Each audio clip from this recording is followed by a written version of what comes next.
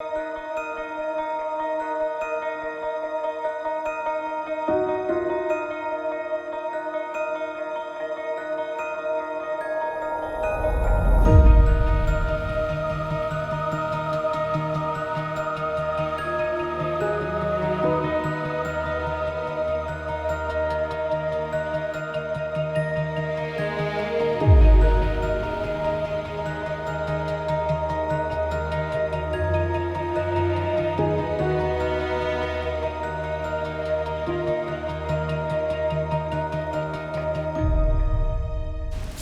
here we are, we're back to the house we just hunted.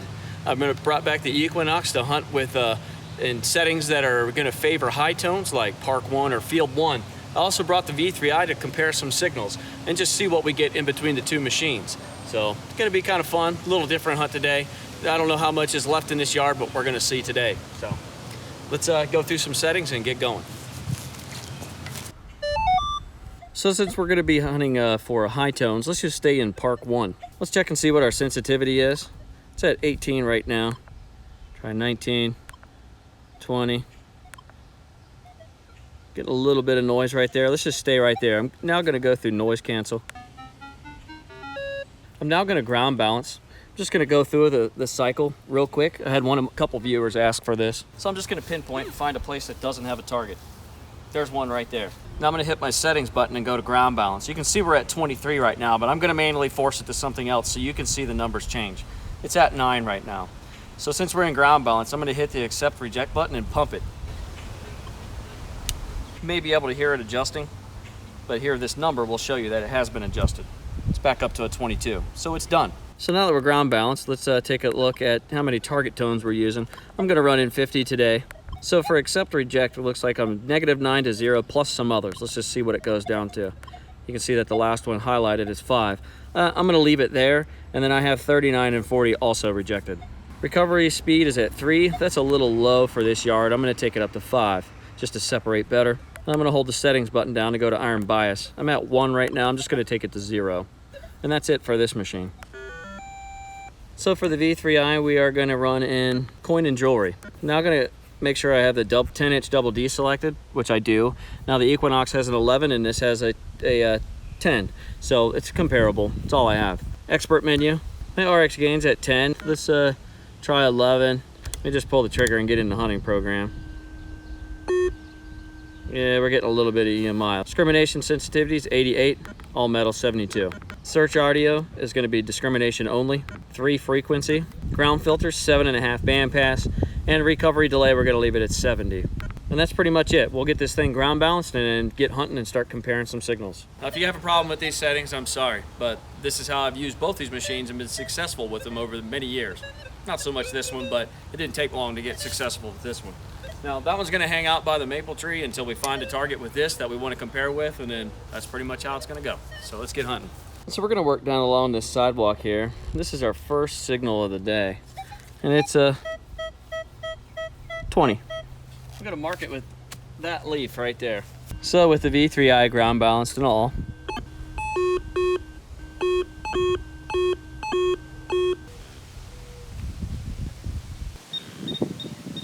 looks like it's in the plug there.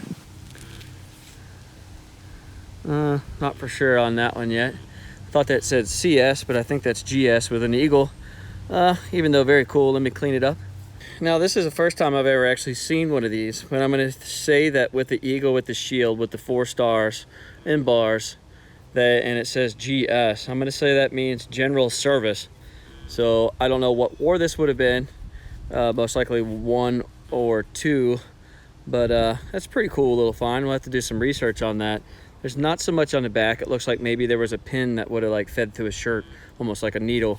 That's pretty cool. That is definitely a unique find, so let's keep looking. Here's the next one. It's right about there. 2021, marked by this leaf right there, and the V3i.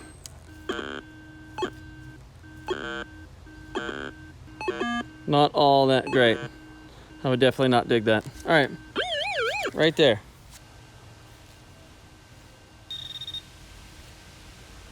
Here's this. That's some big piece of rusty something. And it's probably maybe what the V3i was having an issue with, but let's test the hole with the Equinox and see if there's still something there. Actually, we'll test it with both. V3i still says iron. Let's look at the plug.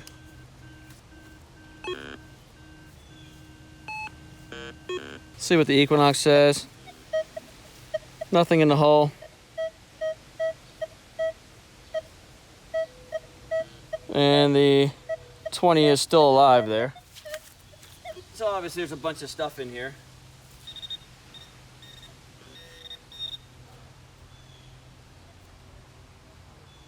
Might not be a prize, but we did find this rivet here. Looks like a rivet of some sort. Been popped off something. So that target was in there. Can't tell if it's a decorative button or what, but the Equinox was grabbing that. V3i was not. It's a little target here. Nice and strong, 3-bar deep. Pinpoint's right there. We'll put this leaf right there. And the V3i hits it the same. So most likely a wheat cent. I can already see in the plug, you can probably see it too, there was a coin right there. Not all that deep, you know, by the pinpointer right there. So it's about 3 inches. See it? There it is. There's the coin. Give it a little bit of a rub here. So on the date, looks like a 1943, maybe. I don't know. There's heavy coating on there. It might be a 5, but we can definitely see that it's a wheat cent, about 3 inches down. Comparably, both machines did well on that. Probably should, since they cost so much and it's only 3 inches deep. So let's keep going. It's right about there. I'm gonna mark it with this leaf. So here's the V3i. Hits it again. It's lower. It's 69, 67, 62. I think this is gonna be the last comparison. One for a bit. I'm just gonna take off with the Equinox and start hunting for anything I can find. There it is. Another coin. Looks like another wheat cent. See it there. Maybe we can get a positive date on this one. Oh, I don't have my work jeans on today, so I can use my jeans. Nice brown spot. Oh, still didn't get it, but we know it's a wheat cent. I'll get it cleaned off at the house and put a little tag of the date beside it at the end scrolling credits. Something over here by this big root. Maybe like costume jewelry, earring, or something like that. Is my guess. Not sure though, a little different. Had some plating on it at one time. It's definitely not real, so let's keep going. I don't know, we're going for high tones today, but here's a nice responsive lower tone. Get it cleaned off a little bit before I bring it up there. This is what we have. It's a little different. It's got some stuff going on there. 2 little clips on the sides there. It's not a flag design on there, but it's definitely unique. So keep looking. Got a target there, 20, 22. See our target. It's like another wheat cent. Yeah, definitely a wheat cent. Got a lot more green to it though. Well, the date, if there is a 1914 wheat, then that's a 1914. I know it's not a 1974. Could be a 44, but that's all I have on it for right now. Got a 14, 15. Doesn't seem to be in there anymore. Definitely in the plug, a little scratchy. It's black insulation over top of what looks like an aluminum cutoff wire. Not sure, so we'll just keep moving. Got a 20, 3 bars. Pretty small. Got our plug out, let's check it. Nothing in there. 22, 21.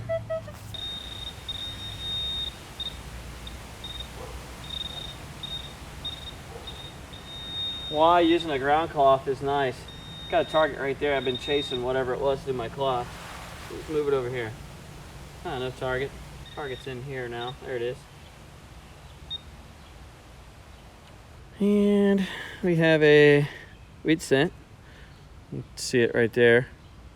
1 cent. Lots and lots of pennies or cents. Haven't found any silver yet. Well, we did find some cool stuff between the last hunt and this hunt, though. This is a 1929. That's pretty old. 2127.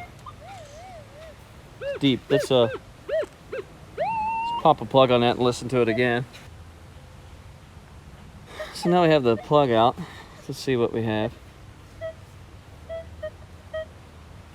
Nothing in the hole. 21, 22 or so. I'm gonna say it's another wheat. Somewhere in here. Let me know if you see it. There it is. See it? So there's our wheat cent right there. And we have a 1939. Well, there's some older ones in this yard. All about the same. This one might have something right beside it, but I think it's right there. So let's try to get it. Well, here's our full dirt clod. You can see it there. I'm gonna pull it out, and then we'll put the dirt clod down gently. So there is our coin. Let's see what it is. That's the front. Let's just go for the back. So at least we can identify it. It looks deep enough to be a wheat cent. And I still can't tell. This one's got a lot of stuff on it. Give me just a second. Well, I scratched on it with a stick a little bit there. I think you can see that. 1944, so that'll put us as a wheat cent. So another wheat. Have one here. 23, 26, 27. Not real consistent. Check the hole. Still getting about the same signal. 22, 23, 26. This is a little different. I have a 1956 Canadian 1 cent piece with a hole drilled in it and a piece of string attached. That's actually a pretty cool find there. I've always seen holes in coins, but I've never had anything attached to it. So 56 Canadian 1 cent piece with a string attached. All right, so we've been in Park 1 and for the time that we've been here, so we're just gonna switch to Field 1 and run about the same. -9 to about 3 or so. 39 and 40 are discriminated out. Sensitivity, we'll take it up to 20. I'll ground balance, do my noise cancel, and we'll get hunting. Let's get this one out of the ground. It's a 14. Sounds a little bigger. Might be interesting.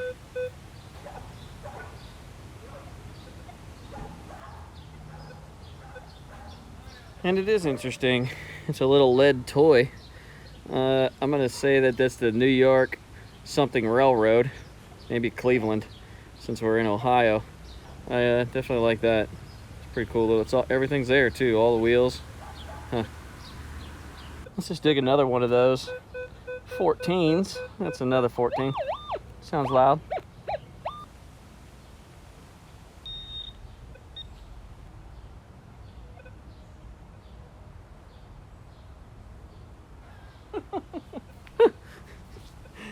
Huh. Who do you think that is? It's an eagle, and it's a 2-piece button. It's a little bigger than the ones I've been finding, but let me clean it. I just have a thing for the buttons lately. That one looks like it's got a naval anchor in it, so maybe Navy. It's got some stars running along the top. The eagle's head is facing to the right as we're looking at it, so that is definitely a very cool find to me. You can see that it's 2-piece, and then the shank's busted in the back, but that doesn't bother me too much. A lot of corrosion in the back. But man, that's cool. That's my first. So I'll do some research on that one for sure. Try to figure that out. I just don't know too much about that one. Awesome, awesome find. Since the 14s seems to be our lucky number today, well, it went up, but anyway, you know what I mean. It's a 15, pretty close to 14.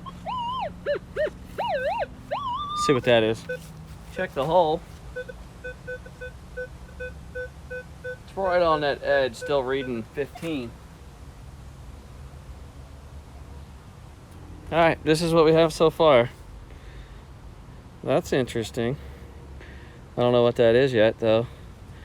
It doesn't look tarnished, so I'm gonna say we're into something pretty good there. Let me clean it.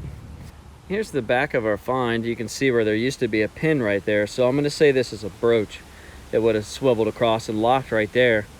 And then you can see that this is not tarnished at all. So I'm gonna say that's silver, but it's just like a wrap or like a coating that was on top of there, because it kind of peels off. You can see there's something underneath there. It might have been copper or whatever. But there would have been something in here, maybe a picture or like a precious stone of some sort. But yeah, it's a piece of jewelry. Semi-precious, being the outside there that's not corroded is actually a precious metal. So that's actually a really cool find. So like digging these 13, 14, 15, 16 signals, you know, you get some really interesting stuff, especially things like this. Got 16, 17 maybe. Sounds pretty small, right about there.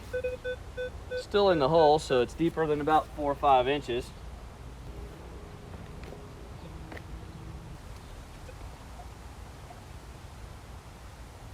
It's stuck right there on the side of my knife. It's a pull tab. Okay, that was a interesting pull tab find. I was like going nuts because I couldn't figure out where it went. All right, let's keep going. It might be another wheat scent.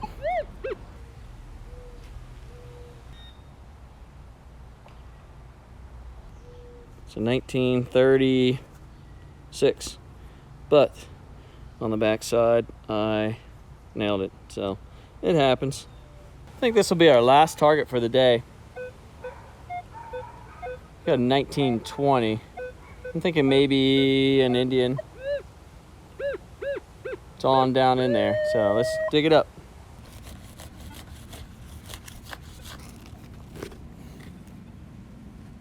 And looky there. Sit. It's just sitting there. It's pretty deep too. That's here's the lash digger, and it's right to the flange. So whatever that is, I still need to measure that. Awful, awful crusty. Reason why I thought it was an Indian is just because it's bouncing, and it's around that 18, 19 mark. But this one's in bad shape. It's actually a wheat scent, 19 something. But the outside of it's just really, really rough. So it affects how it picks up on the detector. So not an Indian, but a pretty deep, crusty wheat.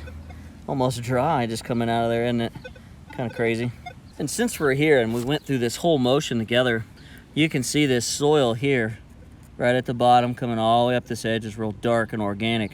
But you can see this stuff on the bottom. See, that's where the coin was sitting. But see the color of this soil versus this soil? This is clay.